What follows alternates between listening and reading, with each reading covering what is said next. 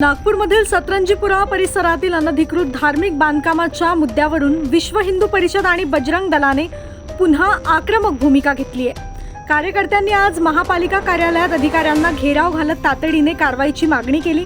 विश्व हिंदू परिषद आणि बजरंग दलाच्या कार्यकर्त्यांचा आरोप आहे की गेल्या 6 महिन्यांपासून निवेदने देऊनही संबंधित अनधिकृत बांधकामावर कारवाई झालेली नाही।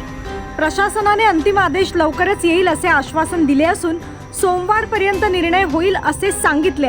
मात्र आदेश न आल्यास तीव्र आंदोलन छेडण्याचा इशारा विश्व हिंदू परिषद आणि बजरंग दलाच्या कार्यकर्त्यांनी दिलाय। आपल्या वार्डचा विषय होता अनधिकृत मस्जिद विषयी नागरिक तुमच्यासोबत इथे आले होते। काय विषय आहे आणि काय सविस्तर माहिती? पहिलेपासून संपूर्ण माहिती।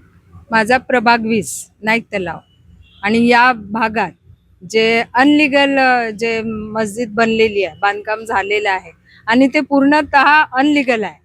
त्याच्यामुळे सगळ्या लोकांचा आक्रोश सुद्धा आहे आणि वस्तीतील सगळे नागरिक त्याचा विरोध करत आहे। कारण तिथे वस्तीच नाही आहे। एका घराची वस्ती जर एवढं मस्जिद करेल तर एवढे बाकीचे हिंदू लोक काही बांगड्या घालून बसलेले नाही आहे। सगळे हिंदू लोक एक झालेले आहे आणि आता जर त्या कोटांगळे साहेबांनी कारवाई केली नाही तर खरोखरच खूप मोठा जन आक्रोश होईल आणि मग तिथे जर स्थिती बदलली तर याची सगळी जबाबदारी त्यांच्यावर आहे। कारण मी प्रभागाची नगरसेविका आहे। मला सगळे लोक येऊन म्हणतात आणि माझ्यासाठी पण खरोखर ते खूप एक कलंक आहे। ठीक आहे, त्यांना जर त्यांची जागा असेल, त्यांचं ते लिगल असेल तर आमचं काही म्हणणंच नाही आहे ना। अनलिगल असल्यावर म्हणजे आम्ही तुम्ही कमी लोक आणि आम्ही बहुसंख्य हिंदू असून हिंदू लोकांनी काही चुपचाप बसाव का?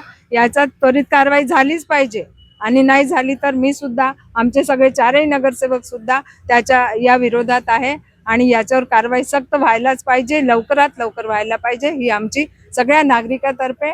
कारण आमच्या हिंदू मुली तिथून निघू शकत नाही, कारण ते आजूबाजूच्या लोकांच्या घरात बघतात आणि कोणते लोक येतात काही कळतच नाही, कुठचे बाहेरचे लोक येतात, ते कोणते आपले बुरके घालून हे वगैरे, आणि असं आमच्यावर जे एक प्रकारे हिंदूवर अत्याचारच असं म्हणायला काही हरकत नाही। त्याच्यामुळे लवकरात लवकर कारवाई करावी अशी माझी विनंती सुद्धा आहे आणि सगळे आम्ही 4ही नगरसेवक सगळ्या लोकांच्या तर्फे आहोत। पुढची जरा 6 महिने झाले पूर्ण विषय होतोय, 6 महिन्यापासून प्रलंबित आहे, इतके आंदोलन झाले, तुम्ही घेराव सुद्धा केले, पण अजूनही मार्गी लागले नाही, अजूनही डिमोलिश झालं नाही। पुढची भूमिका तुमची काय आणि आज नेमकं काय? मागच्या 6 महिन्यापासून आम्ही कंटिन्यू सततच लागलेलो या कार्यक्रमामध्ये की मस्जिद तर पडेलच आणि ते आम्ही पाडून राहू। अगर शासन प्रशासन नाही करणार ना तर ते आम्ही करू।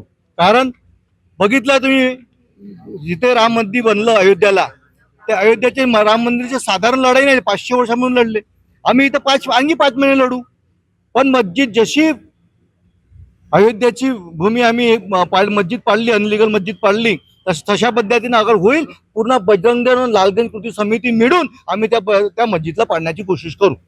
आणि याच्यामध्ये काही बिघडलं, काही लॉ अँड ऑर्डर बिघडलं तर जिम्मेदारी ह्या शासन प्रशासनाची राहील। कारण की हात जोडून नम्र विनंती करून वारंवार यांना सांगितलं बाबा की तुम्ही लवकरात लवकर हे करून द्या आम्हाला, पण यांनी आम्हाला फक्त टलवाटलवी केलेली आहे, फक्त आमच्या टाइमपास करून राहिलेलं आहे। आता कोटांगळे साहेबांकडून आम्ही लिखित निवेदन दिलं आहे की भैया तुम्ही हा करून द्या आम्हाला, तर त्यांनी आम्हाला आश्वासन दिलं की उद्या सायंकाळीपर्यंत तुमचा आदेश मी पारित करतो। अगर त्यांनी आदेश पारित नाही केला तर हे समजा की आम्ही मोठ्या संख्येने उतरू। मस्जिदाच्या विषयावर लॉ अँड ऑर्डर बिघडला हे आमची गॅरंटी राहणार, यांची जबाबदारी राहणार नाही, हे यांची जबाबदारी राहील। षडयंत्र या मागे काही होतं असं वाटतंय का? हा, मोठं षडयंत्र आहेच ना, यांच्या मागे मोठा दाता उभा आहे यांच्यावाला। एक मस्जिदच्या मागे एक प्यारे खान नावाचा एक मोठा मंत्री, अल्पसंख्याक मंत्री, हा त्यांच्या मागे प्रत्येक अधिकाऱ्याच्या दबावामध्ये आणून तो हा काम करत आहे। प्रत्येक दबाव म्हणजे त्यांना असं त्यांच्याच म्हणण्यानुसार याला स्टे आलेला आहे।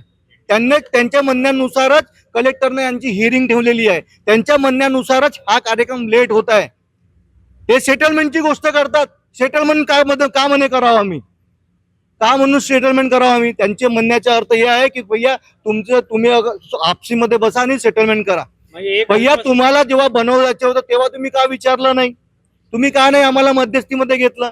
तुम्ही मध्यस्थी न घेता लोकांना चुत्या बनवून तुम्ही एक 60 मजलीची मोठी मस्जिद उभी करता, 2 घर तुमचे, 40-50 ची संख्या तुमची, आणि जेव्हा प्रत्येक शुक्रवारी तुमची नमाज होते तर 150-200 लोक येतात कुठून? हा, म्हणजे एक जो अल्पसंख्याक नेता आहे तो पूर्ण हिंदू सरकारवर भारी पडून राहिला. एक अल्पसंख्याक नेता पूर्ण हिंदू सरकारावर, हिंदू नेत्यांवर भारी पडत आहे. हे बोलण्यात काही हे नाही आहे. खरोखरच होत आहे की एक त्यांचा नेता आणि आपले बाकी नेते पूर्ण त्यांचा फेल आहे. समोरची भूमिका काय राहील? सामोरकीची हीच भूमिका आहे, कारण लवकरात लवकर यांनी आदेश पारित केला नाही ना, म्हणजे तोडली नाही तर आम्ही आपला जो आंदोलन आणखी आक्रोशित करू, तीव्र करू याला. हे नगरसेवक शिवाय तुमचे कोणतेही आमदार तुमच्या आंदोलनाला सहभागी करण्यासाठी पाठबळ नाही दिलं, त्याबद्दल काय? ते सर्व आपल्या तरीकेने करत आहे, असं म्हणता येणार नाही की नाही करतात, ते करून राहिले, पण ज्या पद्धतीने पाहिजे त्या पद्धतीने होत नाहीये. आणि ह्या जेव्हा माहिती आहे की ह्या मस्जिद कागदोपत्री 0 आहेत, कामही अनलिगल आहे, तर तरी पण आम्हाला असं वेळ लागून राहिले ह्याच्यामध्ये मोठ्या अधिकार